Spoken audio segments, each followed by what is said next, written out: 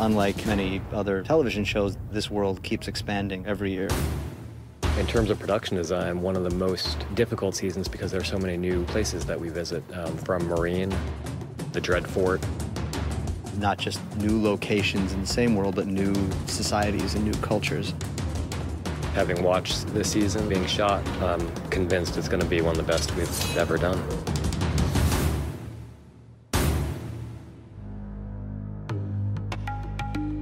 We first see them approaching Marine, which is in Slaver's Bay. It's the next town. It's the kind of the final area that she wishes to liberate. On the way, they see that the road leading up to Marine is lined with dead bodies of children, slave children. It's a message from the great masters. I'll tell our men to ride ahead and bury them. You don't need to see this. You will do no such thing. I will see each and every one of their faces. I think it kind of pushes Danny to see that she really needs to do something about this city, and I think it's kind of like a driving force for her in this series.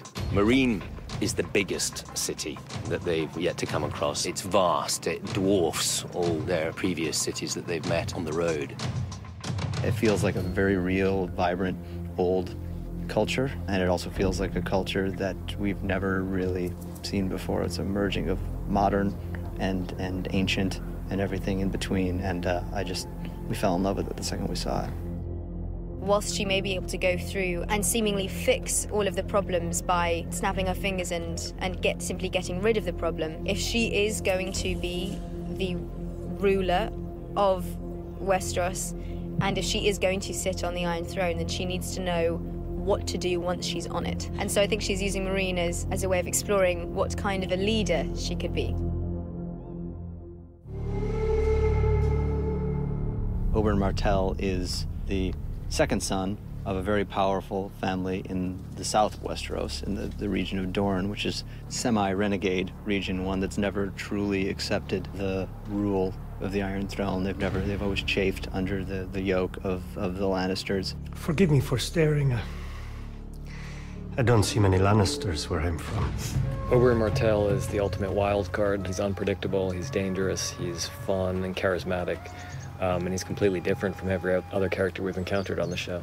I would describe Oberyn as a deeply passionate person who is either going to kill you or have sex with you. I'm here to welcome you to the capital. Ilaria's son, my paramour. The king's own Uncle Imp, Tyrion, son of Tywin, Lannister. Ilaria is the paramour, which basically the lover of Oberyn. They come from Dorne. There's no shame there. If you're a bastard, you're nothing here. Whereas we have loads of bastards. I'm surrounded by them. That's my family. I'm one. Bastards are born of passion, aren't they? The reason I come to King's Landing is really for revenge. Something that has really shaped his identity is having lost his sister, nephew, and niece, and has given him his sort of like life goal. The Lannisters aren't the only ones who pay their debts.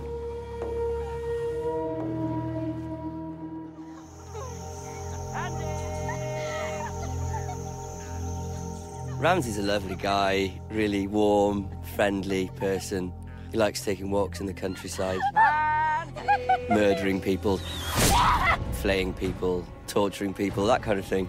You can see that your presence has become a bit of a problem.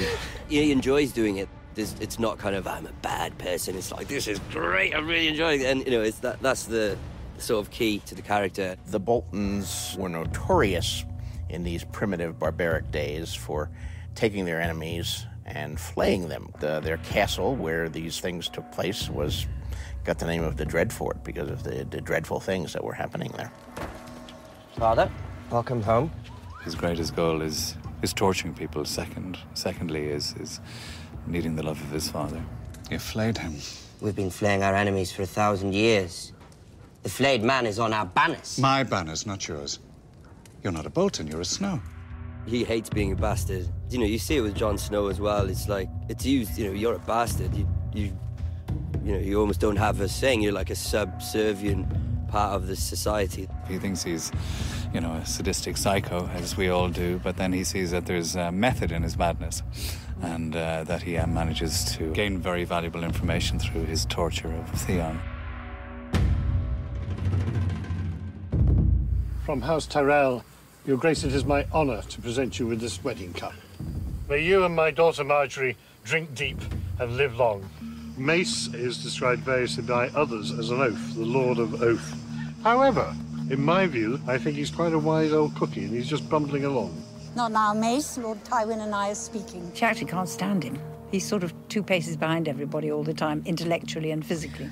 The power in the Tyrell family is with the women, it's with Olenna. So Mace sort of bumbles in and you understand that he's not really where the brains of the mission statement for the family are.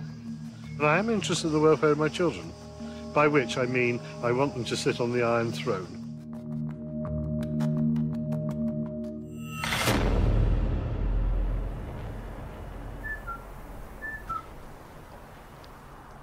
We are still south of the wall, and we are waiting for Mance's orders because we lost Orell, our warg, so we can't see anymore. So we are pretty lost out there. And then suddenly the Thens show up. Thens. I hate Thens. Magnar of Thens. It means king. In this word, you can feel this character, actually, Magnar. Stir. He is Then boss. He's the most intimidating, actually, because I think he's got most of the scars on his head, so he's also like a brutal killer. I know we've had our differences, but just one time, before you die, you really ought to try Crow. They're cannibals. They look gruff, they look incredibly intimidating and scary. They are eating human bodies. It's something between an animal and a human being. I'll answer to Mance. I won't answer to you. It's Mance's orders, and they are great fighters, and that's what matters now. The wildlings and all the free folks they're fighting for their life as well. When the winter is getting close and the White Walkers are getting closer.